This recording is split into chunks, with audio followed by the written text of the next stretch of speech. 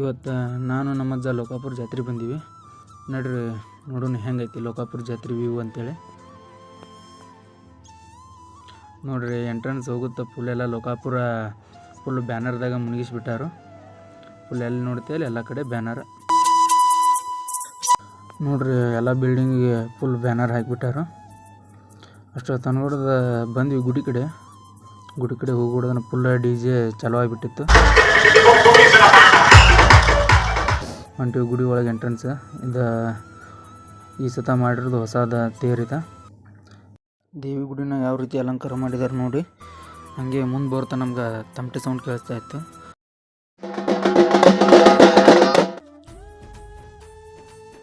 ಮತ್ತು ದೇವ್ರ ದರ್ಶನ ಮಾಡ್ಬೇಕಂತೇಳಿ ಗುಡಿ ಒಳಗೆ ಹೋಗ್ಬೇಕಂತೇಳಿ ಹೊಂಟಿದ್ನಿ. ಗದ್ದಲ ನೋಡಿದ್ರೆ ಭಾಳ ಇತ್ತು, ದರ್ಶನ ಸಿಗೋದು ಭಾಳ ಡೌಟ್ ಇತ್ತು. ಹಂಗಾಗಿ ಒಳಗಿನ ದರ್ಶನಕ್ಕೆ ಹೋಗಲಿಲ್ಲ. ಹಂಗೆ ಹೋಗುಮ ಅಂತೇಳಿ ಒಳಗಡೆ ಹೋಗಿ ಒಂದು ಸ್ವಲ್ಪ ಅಲ್ಲೇ ದೇವ್ರ ದೂರಿಂದನೇ ನಮಸ್ತೆ ಮಾಡಿಕೊಂಡು ಒಂದು ರೌಂಡ್ ಹೊಡೆಯೋ ದೇವ್ರ ಗುಡಿನ ಅಂತೇಳಿ ದೇವ್ರ ರೌಂಡ್ ಹೊಡಿತಾ ಇದ್ನಿ.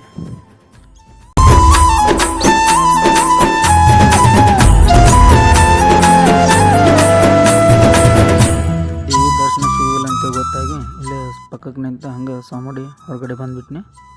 ಗುಡಿ ಅಪೋಸಿಟಲ್ಲಿ ಮನ್ಮರಿ ಎಲ್ಲ ಮರ ಕಚ್ಚಿದ್ದಾರೆ. ಅದ್ರ ಸೈಡಿಗೆ ಇವನ್ನೆಲ್ಲ ಹಾಕೊಂಡು ಕುಣಿದಾಡ್ತಾರಲ್ಲ, ಇದನ್ನು ನೋಡ್ಬೇಕಂತ ಬಂದಿದ್ವಿ. ಬಟ್ ಏನು ಮಾಡೋದು, ಎಲ್ಲ ತೆಗೆದು ತಳಗಿಟ್ಟಿದ್ರು. ಇದನ್ನೆಲ್ಲ ನೋಡಿಕೊಂಡು ಹಾಗೆ ಒಂದು ಸ್ವಲ್ಪ ಮುಂದ್ಗಡೆ ಬಂದ್ವಿ. ಅಲ್ಲಿ ಬಜ್ಜಿ ಇತ್ತು. ನಮ್ಮ ಅಜ್ಜ ಬಜ್ಜಿ ನೋಡೋಣ, ಬಜ್ಜಿ ತೊಗೋಣ ಅಂತೇಳಿ. ಅಂದರೆ ನನಗೆ ಬಜ್ಜಿ ಅಂದರೆ ಭಾಳ ಇಷ್ಟ. ಅದ್ರ ಸಂಬಂಧ ನಮ್ಮ ಅಜ್ಜ ಬಜ್ಜಿ ತೊಗೋಣ ಅಂತಂದ. ಬಜ್ಜಿ ತೊಗೊಳಕಂತ ಹೋದ್ವಿ.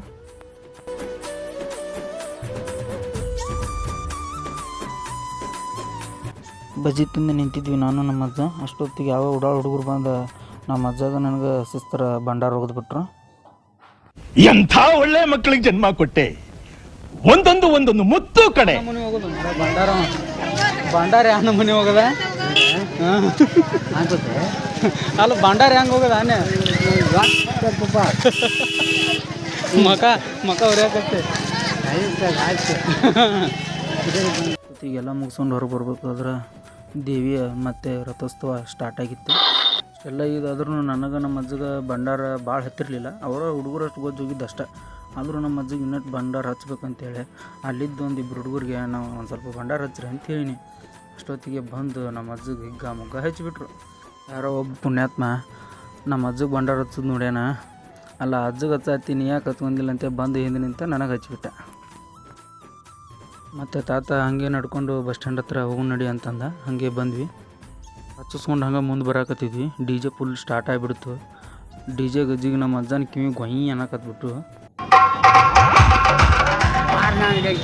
ನೀ ಏನು ಕೇಳಿದವನ